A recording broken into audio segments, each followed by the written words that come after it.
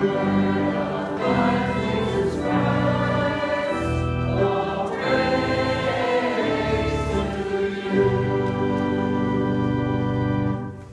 Holy Gospel is written in the 9th chapter of St. Mark, beginning at the 38th verse.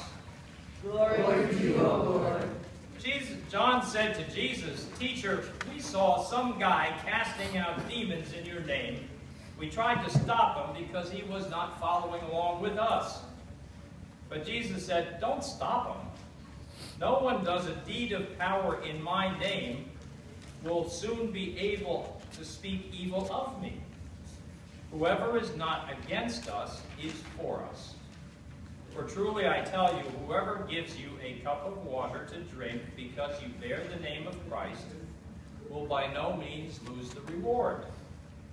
If any of you put a stumbling block before one of these little kids who believe in me, it would be better for you if a great millstone that weighs about a ton were hung around your neck and you were thrown into the sea.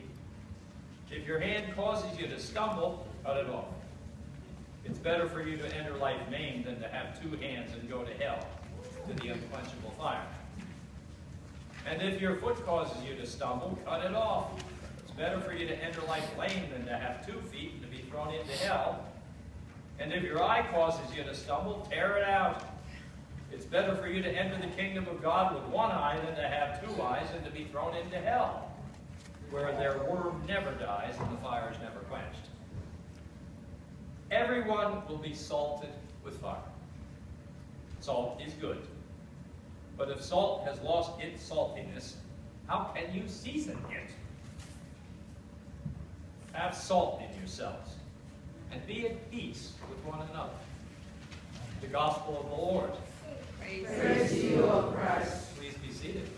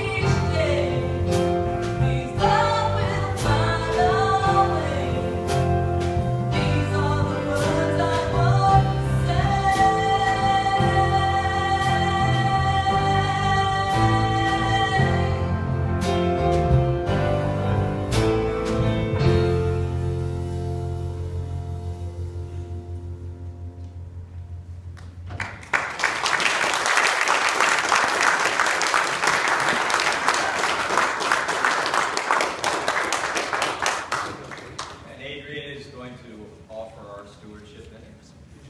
Morning. For you guys that don't know me, I'm Adrian Martenko. I've been here 17 years, right? Is that correct? Okay. Just want to reflect on the mission statement that we put together, and it was done, and I got the minutes here. It was introduced to this congregation on January 27, 2008. You guys know who the president was then? Adrian Martenko. Faye Jones was the vice president, and Bob Linker was the secretary. Okay, and guess who made the motion to assess the mission statement? Mr. North here, visited at this time. Okay, it was a lot of work to put this mission statement together. Of course, I came in and I was the big bully guy going through the bylaws and everything else. And I ran into a mission statement that was updated. So that was homework for the whole council to work on. And as we are a community of faith to share the good news of Jesus as our motto of life, we seek spiritual maturity through worship, learning, serving. We invite you to welcome you, all who desire to share the journey of faith and acted in love. Okay? And went a lot into that. I reflect on my personal, from my family. 17 years ago, an interracial couple came in with 3 kids, a 2-year-old, a 8-year-old, and an 11-year-old. Okay. When I came here, it was a small congregation, was going in through transition. Okay. I was welcomed by Mr. Litz, still here, right, Mr. Litz? And Patsy, smiling all the time at the front door. Raymond, telling me that I didn't put enough garbage in the garbage can. And I said, wow, this is a weird congregation. I don't really want to be here. But 3 little kids said, we like this church, we're staying here. And I said, okay. So I decided to bury myself in the nursery. And that was my place. And I got away with it for, when did you come, Pastor? 2001. Okay. Till 2001, I got away with staying in the nursery. And some eager pastor here dragged me out of the nursery, right? You have to be usher. And they told me I have to wear a tie and a jacket. And I said, I don't want one. They hand me a paper, and May Arrow came over, I think she was the president at the time, and said, Adrian, you don't have to wear anything like that. You just serve. I just want you to serve. I said, okay, that's better. Okay. And I said, wow, there is a balance, and it's like a family, you know? We fight, then we make up, right? So I said, hey, I'm feeling a little bit better, right? The first day, I finally got out of there, and I brought the little kids in here, and there was a pastor at the time. There was a different preacher here. And then he says, what do you want me to do with these kids? I said, how about giving them a blessing, because I want to get communion. You know, I brought the kids in. He said, oh, okay. So I started training. Everybody's like, what this guy doing here, you know? He wants to change everybody. So I came in and did that. And then many years later, I become the president of the congregation. What do I see when I see we are a community? I think of family, right? You guys see the what do you call the Pope, right? What did he do last night? He had all about family, right? When I come to here, what do I see? I see God and everybody here, okay? Every Sunday I come here and I sit on a bench over there and wait for the bus, right? Or I'm in the closet like somebody calls me, takes pictures of me in the closet doing things in there, right? He said, you coming out of that closet, right? Somebody says every Sunday to me, and I wait for that, you know? And I wait. don't know what you are. Yeah. And then I hear everybody and I listen. Before I used to talk, now I listen more. Something Pastor Rod say I laughed when I was the president. So many years later, I'm finally learning that. So figure where I learned that. Here with you guys, right? Do I consider myself a religious person?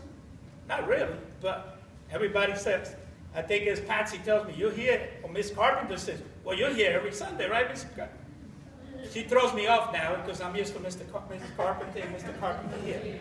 Now they're over there, right? So they're throwing my whole world upside down. The Litz used to be here. Every morning we discuss trucks. That's what we talked about, right, Mr. Lex? All these people welcoming. This young couple over here, Frank and Arlene, they come up and hug my wife. Get out of the way, I got to hug your wife. And I said, okay. And I feel God in that, right? You know? And they come up and salute when she's up there, you know? And we call her the queen, right? Because everybody comes. My biggest accomplishment, my kids. Simple. When I came in here, they were rebels. They didn't want to be part of this church. They hated the church, and they were going to punish me. My middle daughter, which preaches at the campgrounds, preaches at the other one, teaches Sunday school, and also does the youth director here every month. Okay? I don't have to go to church. Why do I have to go to church? I said to her, I can't fight with them every morning.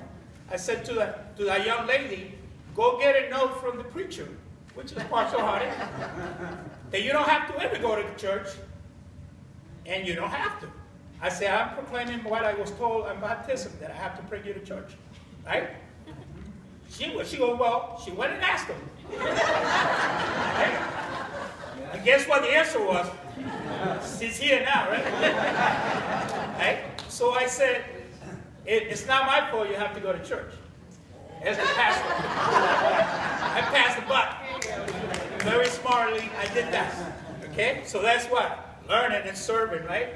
Not only did I serve for a period of time, and now I got lazy. My kids are doing most of the work now. Serving, right? Worship and music. There's your choir, right? I complain about them. They're nothing but pansies and everything else, but I'm here every Thursday bringing my wife. Yes, darling, we're here. Okay? They bring Charles every time. I come on Thursdays. Charles is all mad because these people are hugging and kissing each other because they love each other so much that they have to share their news, and it happens to be on Charles' time. It is on Charles' time. Charles is a very tired man. He comes from dialysis, and he wants to come into his business. But these people, they got to hug each other, share what they did all week. You know, they're real bad people, you know. They're aggravating everybody, you know. They're like a family, right? You tell the kids, don't talk in church. What do? They talk. And then you got a wife like mine who's a German, and give them the eyes, and they chew gum. Right? That was the biggest thing. The Martinkos, I was chewing gum here. Right? But they're here on Sundays. They make an impression. Every family fights, right? But then you make up, right? And you feel the love when you come to St. Paul's. That's what I feel every Sunday when I come here.